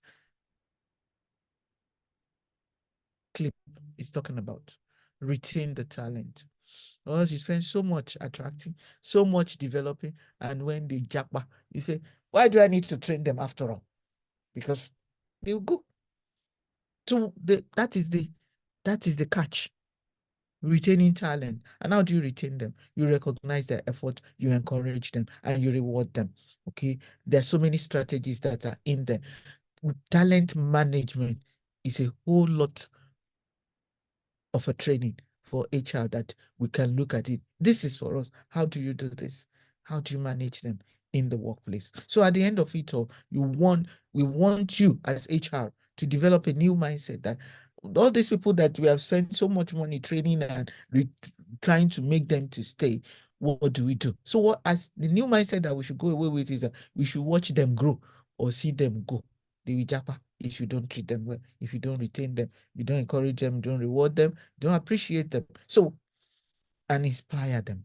So what you need to do, this is where L&D comes to play. Train them in order to close the performance or skills gap. Oh, they cannot do, they cannot. The other people that you are bringing in, you need to also train them to be there for you. So that you'll be able to retain them for business success, whether in the public sector or in the private sector. What we want is a continuity. Remember, management is a continuum, and we need people who understand what it is. Training needs analysis. We mentioned that before. Thank you, Zainab. So yes, needs analysis. We need to train them. So what do you need? How do you now train them? You need to ensure that the essence of HR is needs assessment. Get to know the skills that they need. Are we going to take them for reskilling, or we're getting them for upskilling, or you want to broaden this person's skill? You see, this is the story of Brother Yellow and Uncle JJC. Brother Yellow has reached the bus stop. He doesn't want to go to school again. He's comfortable working on the shop floor, but he's eyeing being a manager, and he doesn't have the qualifications to get there. What do you do? What do you do to such a person? Needs assessment. We will show you the way. So in skills that you need to. So skills is broken into 2. The soft skill, which is people management. Hard skill, which is managing the technical bits of the shop floor or wherever, whether it's manufacturing, whether the technical bits, not the person. Okay, so look at it, the soft and hard skills, and it will get you to be able to manage your people. So now what do you want to do? The essence of this is that you look at the employee and the performance. What is the gap? The present situation and the future. Where are we? And where do we want to be? So it is that gap. That gap is what you want to close. And it is only skills training that can close the gap between the employee and his performance. And we need to know what skills is all about. So this brings us to the issue of the power of skills. Imagine skills without the S. It kills. Imagine it further without the SK. It heals. An organization performance is either killed or falls ill without skills. So you may have the capital to jumpstart a business, all the raw materials needed, the dream and the vision, a bankable proposal without skills, and also your competence. All these variables will not be actualized. So skills is very important for us as HR, as well as the people that are in the workforce, as well as the community of people that we are managing. Those resources in them are inside of them. How did they bring it out to assist us to get there? So now let's quickly look at the bottom-up approach. It's a one-off type of leadership skill. One-off. When somebody comes to showcase what he has for the organization, there's somebody down there. Because what we always say in management is that down there, a lot of energy. Down there, a lot of ideas that are steaming, that are bubbling. How do we allow those bubbling ideas to come to the surface? It's a one-off. So don't kill them. encourage them, let them come up with their brilliant ideas, and it will be the organization will be better for it. I'll give you an example. It happened in the private sector. It can also happen in the public sector, because it happened to me, and my organization then took the idea and they ran with the idea, and it worked for us, and it's still working. So bottom-up approaches, somebody down there comes with a brilliant idea and we take it, let's try it out and let's see what it could be our breakthrough. That is the story of Village Kitchen in Mr. Biggs. I don't know, so Mr. Biggs are still there, but when Mr. Biggs was still in the hand of UAC, I met the woman that gave the brilliant idea of the Village Kitchen. One day, I met her when we went for our training. She now said that it took them time before they bought the idea. She said that most people are tired of eating confectionaries. They don't want to eat donut, that. Can we not introduce food in mother tongue? I said, it's bad enough. UAC is selling donut. This is it. I said, but Gala came and Gala had a breakthrough. Said, okay. They didn't take it, but eventually they did. And it was a sellout. They were able to make money. And in fact, it was Village Kitchen that sustained Mr. Big until it went on. There's still some franchise of Mr. Big's out there. But before then, it was the Village Kitchen that sustained them. So it is a one-off thing. Let's not throw them away and say, yeah, what will they do? What will this person do? What will come out of it? The brilliant ideas down there, and we can use those ideas to strategize, because whatever we are doing, others are also doing. There's nothing new under the sun. So as HR, in sync with L&D, get your people, run with the ideas, be the champion of their beautiful ideas, and let's try it out. We are not saying put all your eggs in there. Why is it that some organizations outside of Nigeria are running 100 years? How many of our organizations or how many of our private outfits or enterprise are up to 50 years? Is it that they killed it, or is it that something happened, or whatever? Can't we do that for us? So, except First Bank, that did I mention their name? Sorry. They didn't tell me to advertise for them. Sorry. Okay, but they've been there for a long time. What happened to Guinness? What happened to KFC? What happened to Ennekins and all of them? I'm sorry if I'm mentioning beer. KFC is there, but there's so many, all of them over the years. You say established 18 something. Okay, 1759, 1765 or something. So remember, before we end, one thing that we should realize is that post-COVID, post-COVID-19, COVID is still with us, We can't say we are not aware of that. It's still with us. But when COVID came, it changed the outlook of HR. It changed the outlook in the workplace. So HR leaders, post-pandemic, our key to success is that we should use our emotional intelligence very well. Agile mindset that will not say, and when it comes, it comes. No, be up and you are there. Customer-centric, whether internal customer or external customer, we should be there to assist. Digitally enabled. How well are you using technology to your advantage? That is why we are talking here. Some are online. Imagine if you say everybody should come to Lagos. This era when you want to buy air is about 200 or 300,000. How many of us can? Okay, so what we need to do as HR, when you are in the boardroom, ensure you have top management buy-in in whatever you're doing. And when you go into the workforce, active participants, those who are ready to run with the dream with you or with those who come out with the idea. Link all HRS to strategic objectives of the business so that we'll always be a jump ahead of our peers. And even if you're in the public sector, honestly, I can't remember. Was it Minister, is Honorable Minister Aganga then, Dr. Aganga? We should do things out of the ordinary. So the X factor in us. So we need to lead through change, embrace diversity, and be inclusive in whatever you're doing. Lead virtually and be honest about whatever you are doing. But make sure you inspire hope, because diversity and inclusion is a key factor in our climb, especially in Nigeria. One thing we should encourage ourselves is that diversity started in the Garden of Eden when God created Adam and Eve. First diversity, man and woman, gender. Age, demography also came in. Definitely.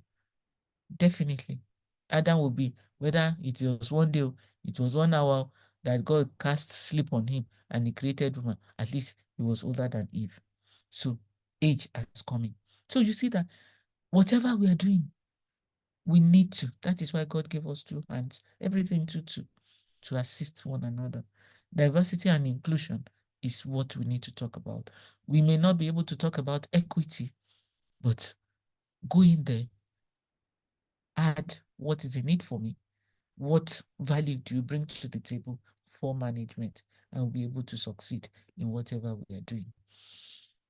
And as HR, anytime that you find yourself managing that community of people, are you creating a workplace like this? Thank God it's Friday. I will not see their faces again. But on Monday morning, I'm so sad. Some people are so happy this long weekend. Thank God. They said Friday, Monday, 4 days this week, 4 days next year. It's good.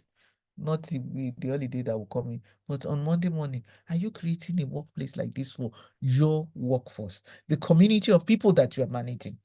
Monday morning, they don't want to come. Friday, Friday, everybody we are out, happy. Thank God it's Friday, out.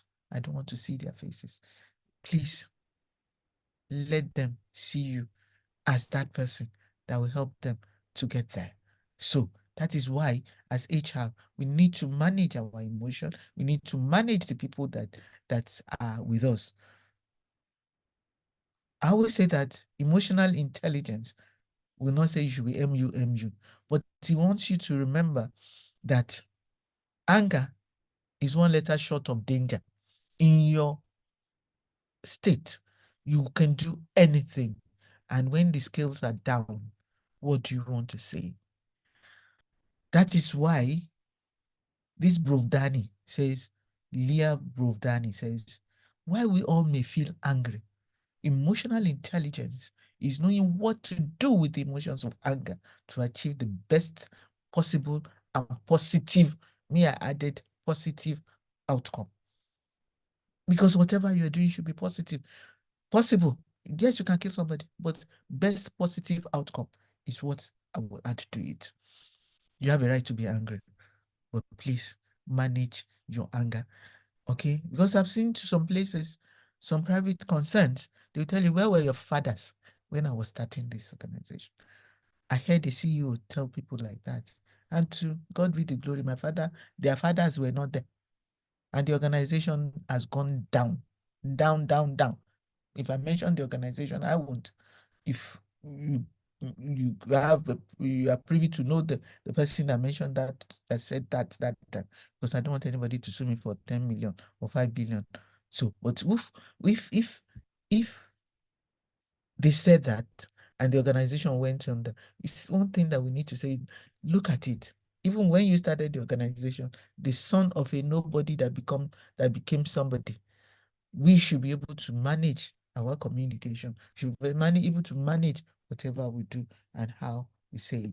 So it is very important. So as HR, what do we need to do? HR, we need to manage people. People has now become an acronym for professionalism. That's why we are here. Empathy, optimism, partnering. And that is part of what we are here. Collaboration and partnering, loyalty, engagement and empowerment. That is managing people. Profession. So then, if you feel that this is just too much, I can't manage all the 6, go for the fish model. The fish model says feel for others. That is empathy. Involve them. That is partnering and communication. Speak to others point of view and hear them out. Hearing is a biological function. Listening is an intellectual ability.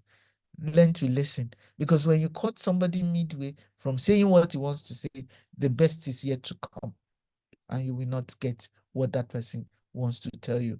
Micromanagement will probably not support bottom-up approach, while micromanagement would macro. Yeah, micromanagement. Yes, you are very correct in that area, Sarah. But that is why, as HR, we need to advise our people appropriately. When you micromanage, you will not let the people do what they want to do. Say, if I do it, he didn't allow me. But if you do macro, then you'll be able to impact on others. Thank you for this. So use the fish management and it will help us get there. Those who are doing micromanagement, one thing in management is that you cannot say micro or macro, because you need to weigh the situation that you want to use managing some people, but you don't use you don't micromanage all the time. If you do, people will not be able to. But at a point in time, you have to peep in to see what they're doing. Okay, it's like when some people will say that when you give the masquerade goat, you leave the goat and the rope. Okay, it's like what did I say before? Delegation. So there are some things that you need to still weigh. What do I do in order to manage? Micromanage, you will still use it occasionally, but don't let it be your hallmark, or else the people will not be ready to. So when you manage people, whether through the professional, the acronym, or the fish model, remember, they have to breathe. Okay, they have to breathe. The rich also cry. Okay, the blood that runs in you runs in them. So the question now is, as we try to close, are you wired with all what you said, what you heard yesterday and what you're hearing this afternoon, or this morning, this afternoon? So are you wired to connect? See that man with all the wire on his head. When internet came newly, we used to draw wire from wherever to connect to our computer. Now it is wireless. Are you wired to connect? If you are, give me a thumbs up in the house. Those who are on site and those who are online, just say, yes, I am. Yes, I am. Yes. Thumbs up. Yes, I am. Thank you so much. Those who are online, it's coming in. Yes, you are. Because we need people to deliver. And if you are wired to connect, remember this. Be kind. For everyone you meet is carrying a heavy load, so that they will not jackpot from the organization. And if they don't jackpot, they will not get depressed, or they will not have mental health. Everyone is carrying a heavy load. So where should we start? We start now. What will be easy? Carrying your people along if you are a person of choice. What do we stumble over? Those people who are die hard and not ready to move. Like those who will always micromanage. So what should we start doing? What do we start? What should we stop doing? And what do we continue to do? And what do we continue to do? I'm sorry. What do we continue to do? Because with all what you said, it is just that woman said, I'm not a motivational speaker. I've been giving you examples, life examples of what you can do, what people will come across. A motivational speaker say, jump from this roof, I will catch you. People have jumped and they made money. That is why most of our young ones are now going for Guinness Book of Record. Nigerians, once we dip our fangs into something, we will take it like vampire, Dracula, drain the blood out of it. Because something bad was able to cook Italian or whatever they call it. Others are now saying, I will wash 24 hours. I will barb 100 people. No. So the great end of life is not knowledge. It is action. I did not tell you you can jump or you jump. I told you how to go about managing the community of people that you find in the workplace. I'm sure we will have taken one or two things along, because knowing is not enough. We must apply. We must be willing to do, okay? Because willingness is not enough. We must do. Do. Action is what we take us there. So at the end of it all, we should remember that the most selfish one-letter word is what? I. What do you do to I? Avoid it. Or else it will kill all what we have said today. So on this note, we are going to watch a 2-minute video, and we will now close for the day. We take questions, and we'll be able to share from there. So let me quickly get this done. I will get our film on now. I'll get our film on, sorry. I'll get our film on. I'll get us to see it on a bigger screen while I share. Okay, I'm sorry. I'll get us there now. Let me share my screen. Okay. I will share now. Okay, I'm sure you can see my screen. And we will.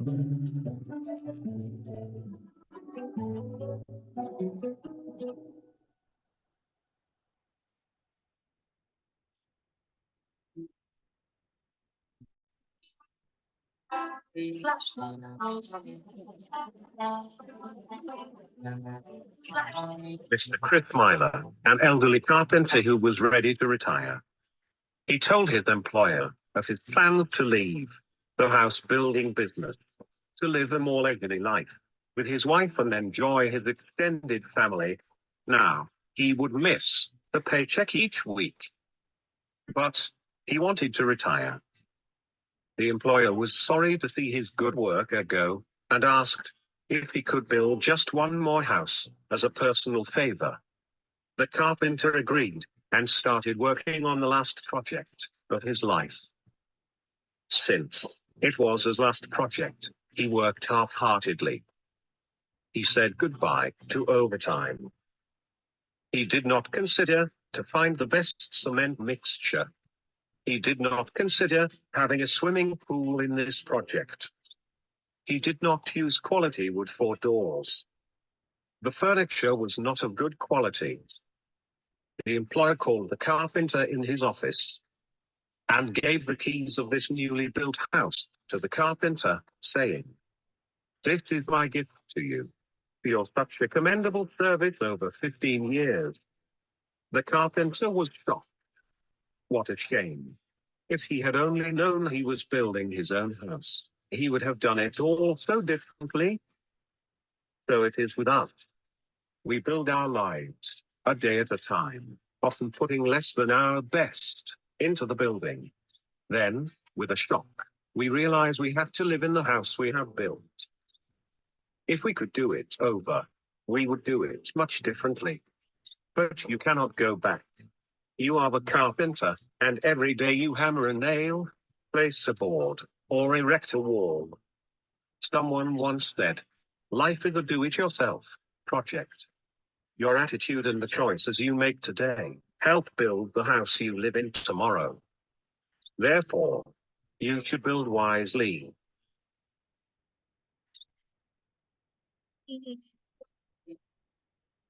Thank you, everyone. I'm sure you enjoyed that clip, that story, and you see that what that man did, some of us are guilty, and we need to manage the workforce, or we will never get there. So please do what you have to do, and you will also make it. It's on this note that we want to draw the curtains on this presentation and learn to relax. Let's put the glass down, and you'll be able to ensure that we're there for our people. We build the community that we want the workplace to be. Somebody talked about toxic members of your team. You see, there are some people that no matter what you do, they will still make you feel bad. Okay, but it's not all of them. If the person is becoming overbearing, as I said yesterday, and I'll always say it, Jonah the person, you know the story of Jonah. If he's bringing excess luggage to your team, Jonah threw him overboard. Throw him overboard. But the problem is that those of us in the public sector, we will not be able to sack anybody except it is for gross misconduct and whatever. But whatever you need to do, let's build a community where people will be willing to work well with us. There's so many people, so many toxic people out there, but there's nothing. If those people that trained children, if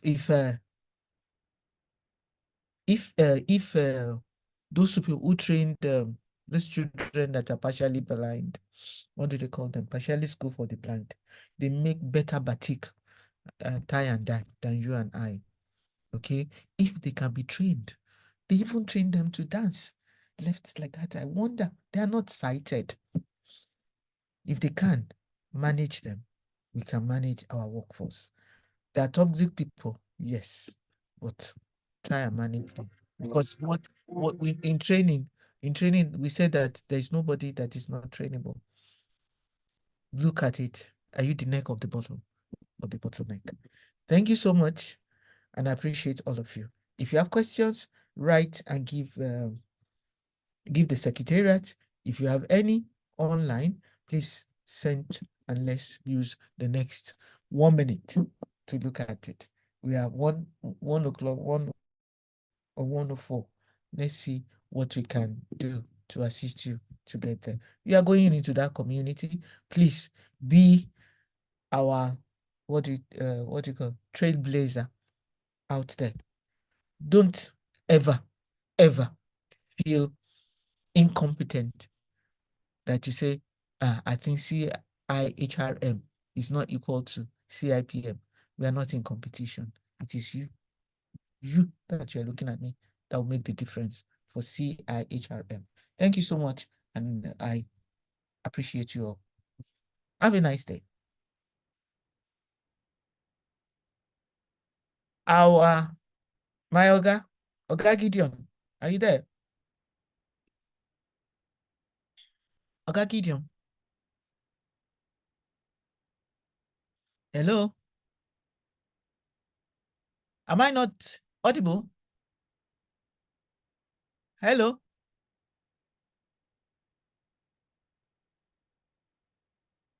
Hello? Even those who are up there, if you can hear me online, give me a thumbs up. Okay, somebody said the people are here saying that I'm audible. Yeah. Have we lost them? Did we lose the people? Eh? Can you hear me now? Yes, I can. I thought we lost those who are online, on site. No. Can you hear me now? Can you hear me speak? Yes, I can hear you loud and clear. Okay, I love your hair. I love your hair. It matches your glasses. And the combination of your hair, your glasses matches your dress. Thank you, sir. And then the supreme of it all was your delivery. Help me applaud that please for the awesome presentation.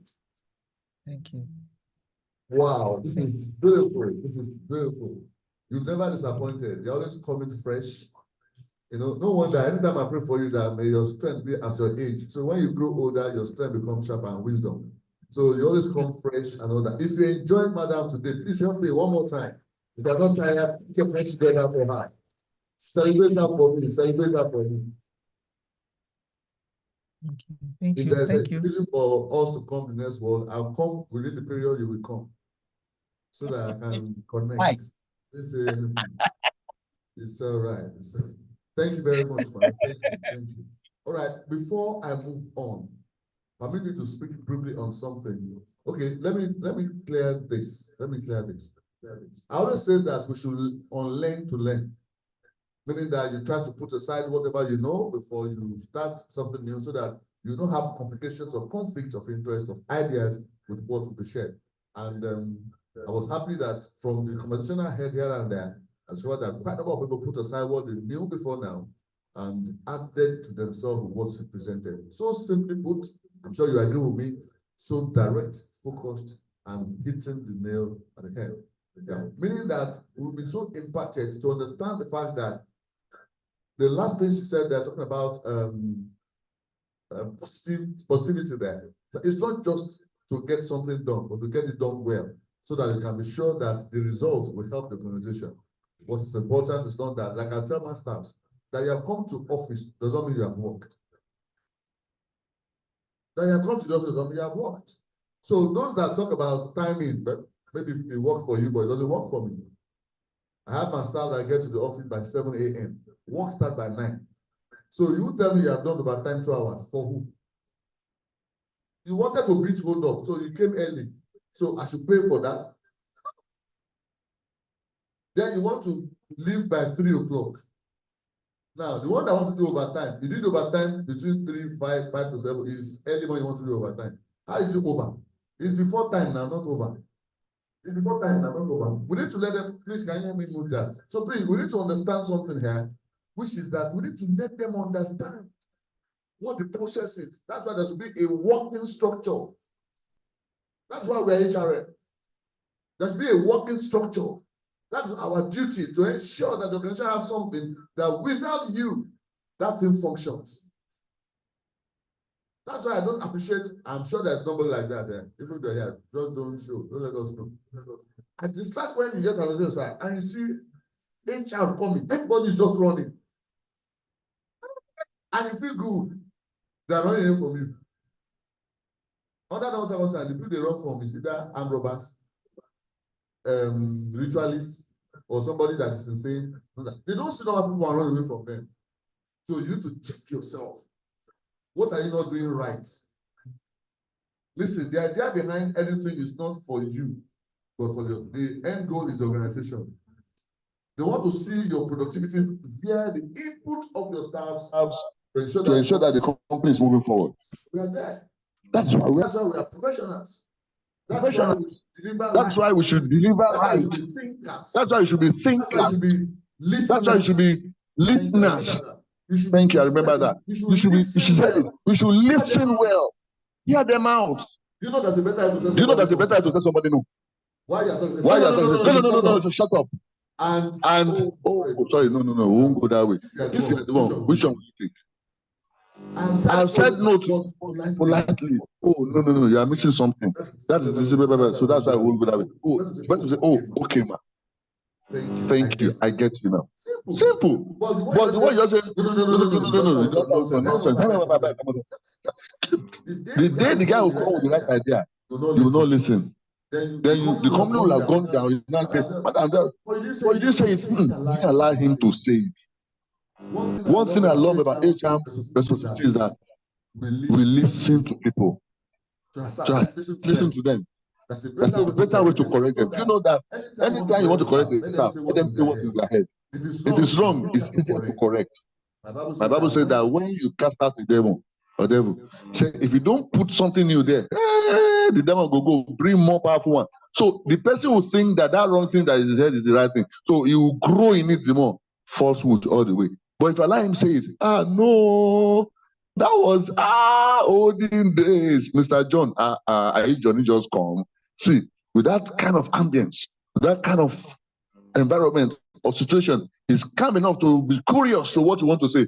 Now, the thing is that you don't know ordinary it will calculate that thing for you. You don't mean it, man. So it's interested in knowing that app. And by the time he goes study on his own, he gets better. Next I say, Mr. John, that app, okay, man, I got you. Job is done. So we've got to get to a level where we push ourselves for the purpose of others to be developed. I'm this type of person that believes strongly that take your staff to your level. Don't go to their level. If you go to their level, you're going down. Bring them to your level so that with or without you, they can go ahead and work. I was traveling abroad and I told my staff, I'm traveling. So I said, no, there are these 3 ladies. Anything you want to put on my table, give it to them. They will sort it out. For about 4 months, they were sorting things out without me. Because I made them realize that then where I'm running now, a real estate firm, and I told my staff, all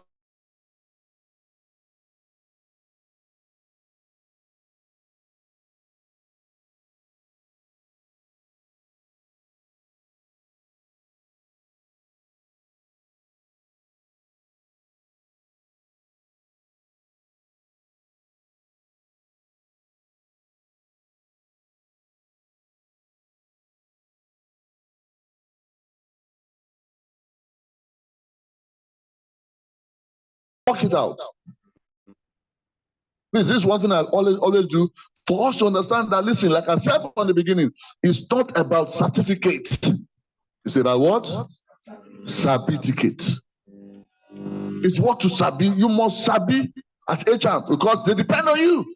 They might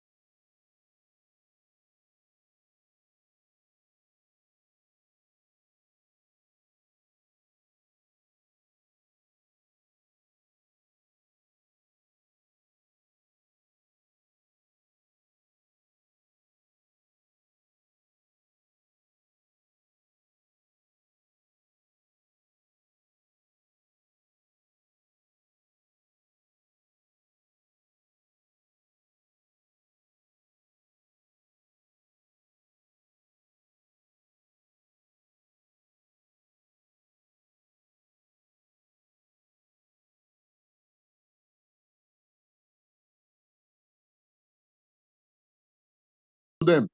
Let them run it. When they see you, Mr. John, how are you today? How is baby?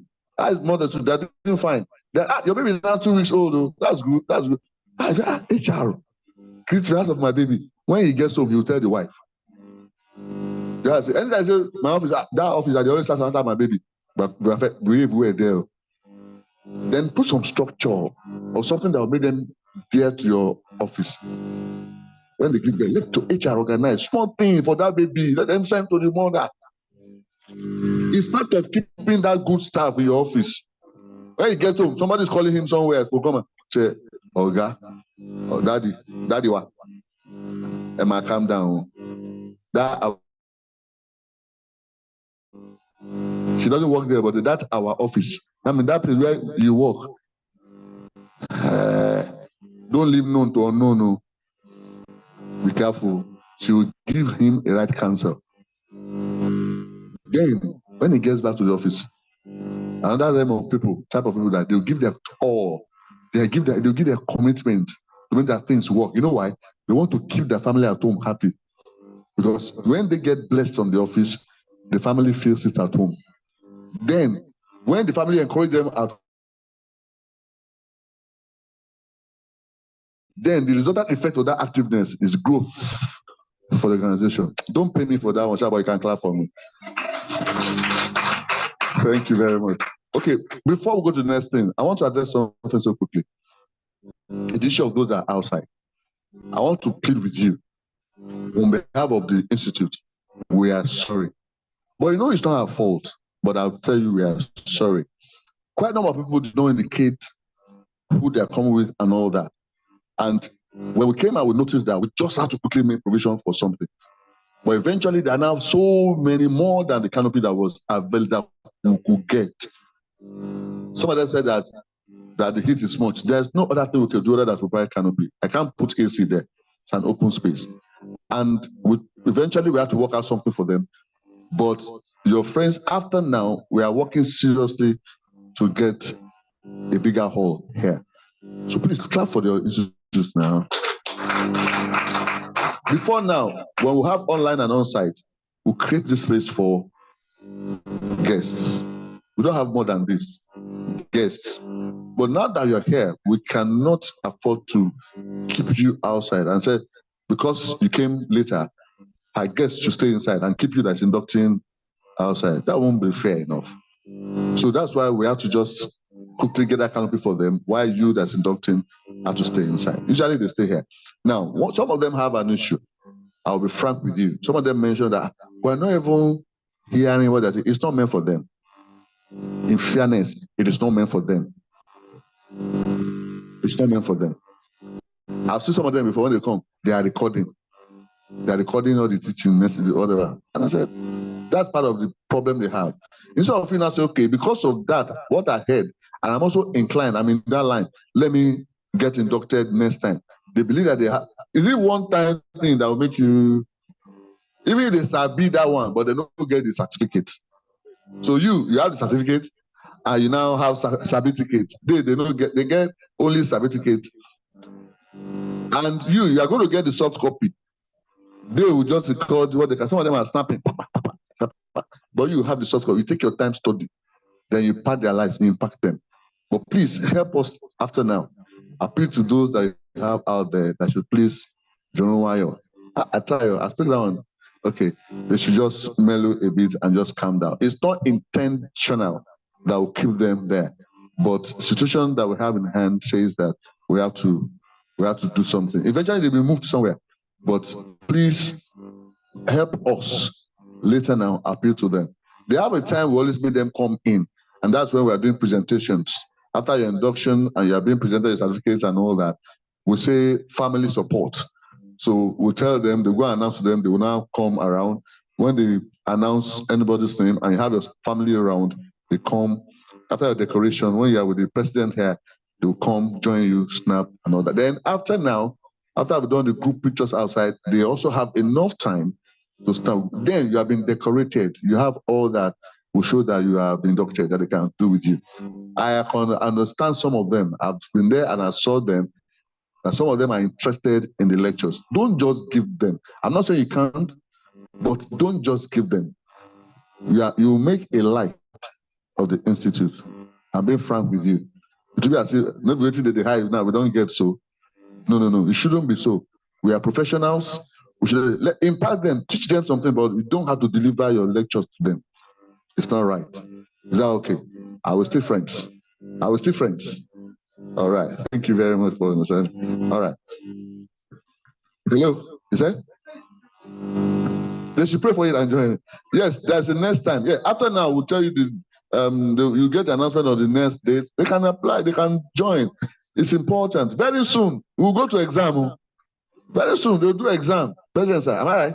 Very soon, you sit for exam. Somebody that have not done exam for the past 30 years, you now come and do exam. You now say, Uncle number 4, what did you write? You say, you have been disqualified. Go outside. After you have paid for the exam, you send you out.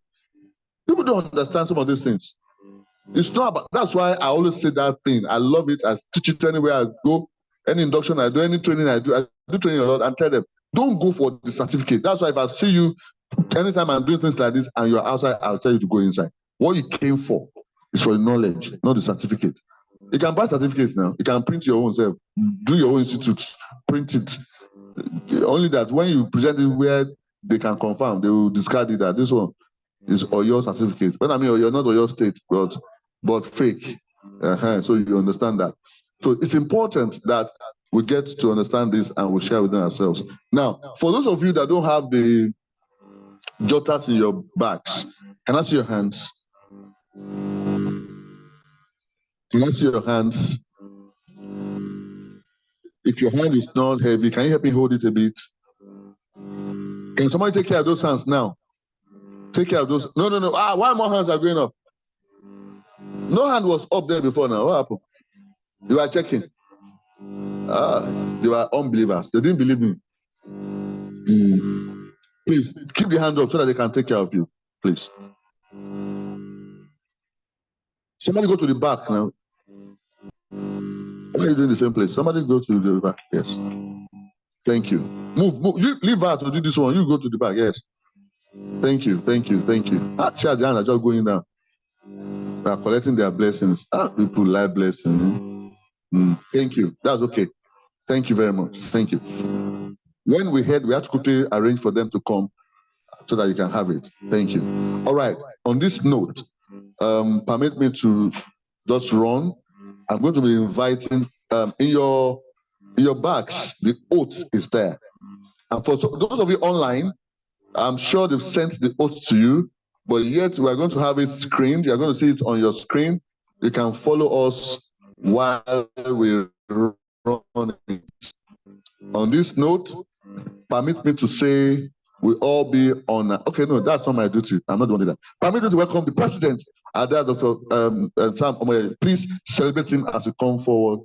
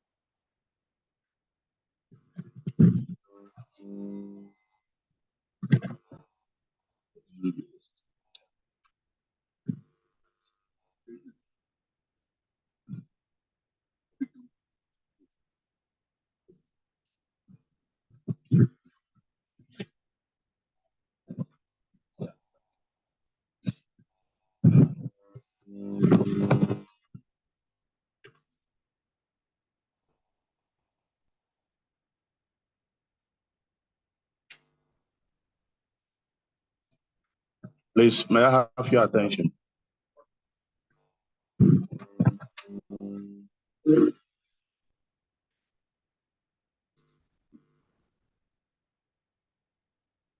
Why we read and take the oath? There's a portion there where you have ... There, you put your name, insert your name there when you are ready. This is not a secret society. It is just a pledge to the institute that you will abide by the rules and regulations of the institute. You are now ambassadors of the institute. Anywhere you go, flaunt it, say it, display it, practice it, and God will help us all.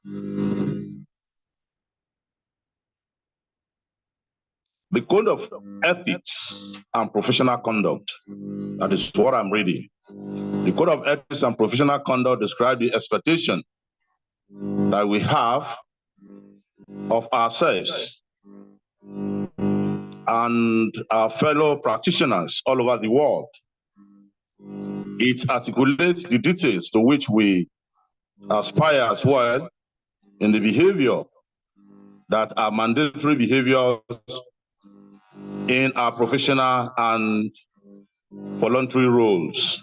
Therefore, as a member, I, is such a name,